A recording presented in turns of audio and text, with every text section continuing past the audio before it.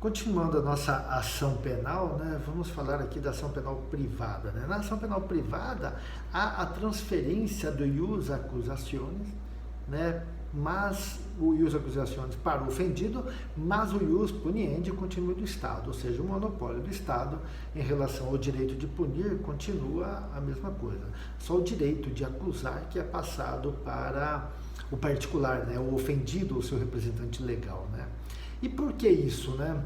Porque, na verdade, há um exclusivo caráter privado, né, desse tipo de crime. Né? Os seus fundamentos, né, levam em consideração justamente isso. Né? Esse assinalado caráter privado do bem jurídico tutelado, a tenuidade da lesão à sociedade. A lesão é muito maior para o ofendido que propriamente para a sociedade. Né? E também o strepto judice. O que é o strepto judice? O escândalo do processo. Né? Porque o processo ele acaba sendo de conhecimento de várias pessoas, né? Isso pode ocasionar um constrangimento no ofendido. Então, na ação penal privada, né, em razão desse maior interesse do ofendido, então fica a critério dele promover ou não essa ação penal privada. E o Ministério Público atua somente como custos legis, né? Verifica a legalidade daquela ação, né? E mais ou menos ao contrário, né, dos princípios, né, da ação penal pública, né, a gente tem o princípio da oportunidade ou da conveniência, ou seja, o ofendido, o seu representante legal, não é obrigado a oferecer a queixa. Oferece se quiser, porque o interesse é dele, né?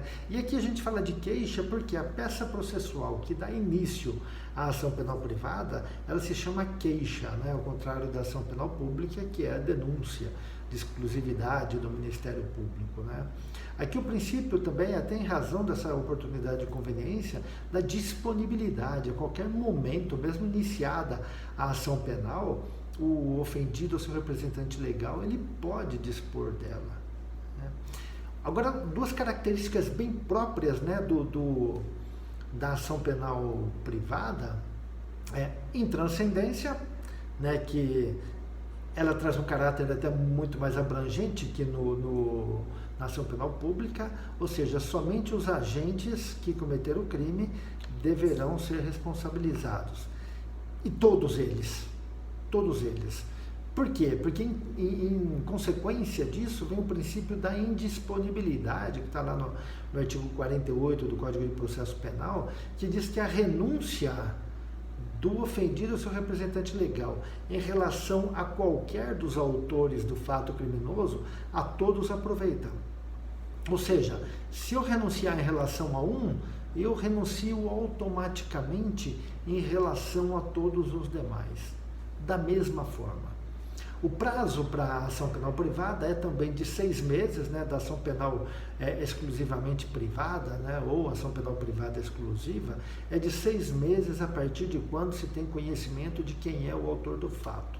E a legitimidade ou titularidade para a ação penal são naqueles mesmos casos da ação penal pública condicionada, ou seja, o ofendido, se for maior de 18 anos, o seu representante legal, se ele for menor de 18 anos, e ele acaba tendo esse direito de 6 meses a partir de quando ele completa exatamente, né, os seus 18 anos, ou seja, no seu 18º aniversário, ele começa a ter direito já para a apresentação da queixa. Curador especial, quando houver colidência de interesses também, e nos casos de morte ou ausência, né, os seus sucessores, na forma do artigo 31 do CPP, né, lá na ação penal pública condicionada, né, a gente já tratou disso aqui da mesma forma, né, os seus sucessores acabam tendo direito. No caso da ação penal privada, se a gente lembrar lá o artigo 5º, né, acho que parágrafo 5º do Código de Processo Penal, a gente tem lá o inquérito policial nas ações penais privadas dependem de requerimento. Sem o requerimento ele não pode ser iniciado. A ação penal necessita de queixa. Aqui é importante a gente pensar o seguinte, né? A instauração de inquérito, ela não suspende o prazo para A queixa significa dizer o seguinte: se eu requerir a instauração de inquérito policial para apurar um crime no qual eu fui vítima, crime de ação penal privada, e eu tenho que ficar de olho, porque meu prazo para apresentação da queixa é de 6 meses. Então, antes disso, esse inquérito tem que concluir, para que eu esteja munido, né, das provas necessárias para o oferecimento da queixa, né? Classificação: a gente tem a ação penal privada exclusiva, né, ou também chamada exclusivamente privada, propriamente dita, ou ação penal privada principal, né, que é aquela regra dentro das ações penais privadas. A gente tem a ação penal privada personalíssima, que nós temos somente um caso, ela é personalíssima, né, porque ela só pode ser promovida pelo ofendido, né, e o exemplo que a gente tem, né, e eu acredito que é o único caso, pelo menos que eu tenho conhecimento, é do artigo 236 do Código Penal, que diz lá: induzimento a erro essencial e ocultação de impedimento. Então, contrair casamento, induzindo em erro essencial o outro contraente ou ocultando-lhe impedimento que não seja casamento anterior. Eu não vou entrar aqui na explicação do tipo legal, né? Está lá no nosso, quando nós discorremos sobre isso, lá na parte de direito penal. O parágrafo único: a ação penal depende de queixa do contraente enganado e não pode ser intentada senão depois de transitar em julgado a sentença que por motivo de erro ou impedimento anule o casamento. Então vejam bem, primeiro, ela é personalíssima porque somente o contraente enganado pode ajuizar a ação. Qual prazo? De 6 meses a partir do trânsito em julgado da sentença civil, lá da vara de família, que por erro ou impedimento tenha anulado o casamento, né? Anule o casamento. Então a gente tem também uma condição objetiva, né, de punibilidade aí, que é a sentença definitiva que anulou o casamento em razão de erro ou impedimento. E a gente tem também a ação penal privada subsidiária da pública, né, que tem fundamento no artigo 5º da Constituição Federal, artigo 5º, 59, deixa eu ver aqui, se é isso aí mesmo. 59. Será admitida ação privada nos crimes de ação pública se esta não for intentada no prazo legal. Aí vem o artigo 29 do Código de Processo Penal, ó, e diz o seguinte: 29. Cadê? Será admitida ação privada nos crimes de ação pública se esta não for intentada no prazo legal, cabendo ao Ministério Público aditar a queixa, repudiá-la e oferecer denúncia substitutiva, intervir em todos os termos do processo, fornecer elementos de prova, interpor recurso e, a todo tempo, no caso de negligência do querelante, retomar a ação como parte principal. Desse artigo 29, ele já explica toda a ação penal privada subsidiária da pública. Já explica ela completamente. E o que nos deixa já claro é o seguinte, é que ela somente poderá ser intentada no caso de inércia do Ministério Público.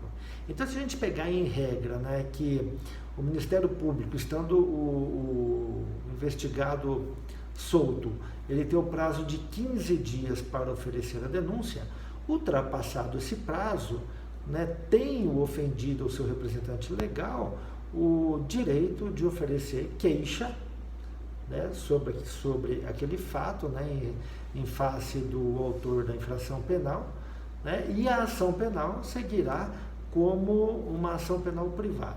Quando ele fala aqui, cabendo ao Ministério Público aditar a queixa, repudiá-la, aditar a queixa quando ele verifica que falta algum elemento e ele complementa a queixa.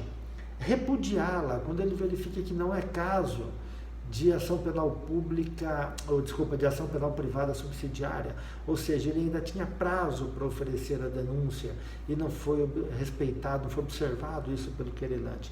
Então ele vai repudiá-la. É claro que quem vai decidir se deve ser repudiado ou não é o juiz, mas é a manifestação do Ministério Público para repudiá-la, né?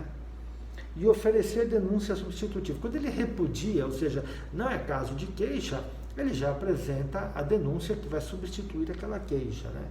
E ele pode, mesmo que a queixa seja recebida, colaborar no fornecimento de provas, né, sem nenhum problema. E o que é mais interessante, se houver negligência do querelante, a gente vai ver os casos que pode haver a negligência, então ele retoma como parte principal, né, bastante interessante.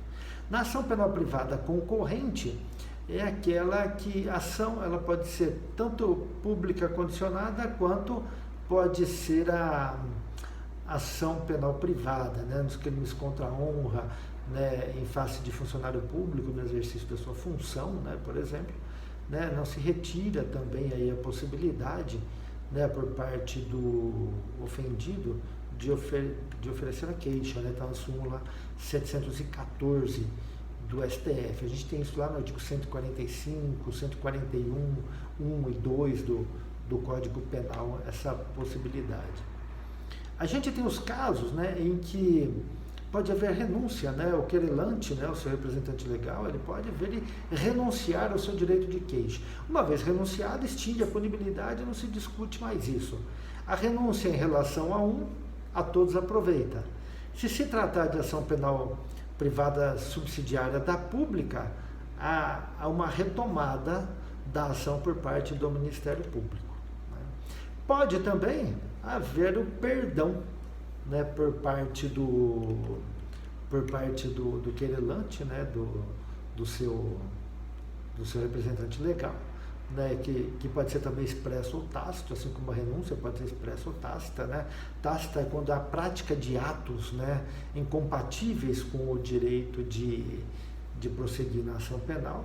O perdão ele se difere bem da renúncia também, porque ele é um ato bilateral, ele exige que o querelado, né, aquele contra quem for oferecida a queixa, ele aceite o perdão, porque de repente ele quer falar, não, vou provar que eu não pratiquei esse crime aí, acabou, não quero saber de perdão não, vou comprovar isso daí, né. Quem pode perdoar? Quem apresentou a queixa, né? A gente tem os casos de perempção, né, que também extingue a punibilidade, ou seja, o abandono da ação penal, né, ou o desaparecimento do autor, né, e somente ocorre depois de proposta a ação penal, né, ou seja, ele tem que praticar um ato e ele deixa de praticar esse ato, está no artigo 60 do Código de Processo Penal, ó. Nos casos que somente se procede mediante queixa, considerar-se a peremptação penal quando iniciada o querelante deixar de promover o andamento por mais de 30 dias. Quando falecendo o querelante ou sobrevindo sua incapacidade, não comparecer em juízo os sucessores, ou quando o querelante deixar de comparecer sem motivo justificado a qualquer ato do processo, né? O artigo 60 traz as possibilidades da perempção. E por fim a decadência, no prazo de 6 meses ele não ofereceu a queixa, então acabou, né? Não há mais o que se discutir. Ok? Grande abraço.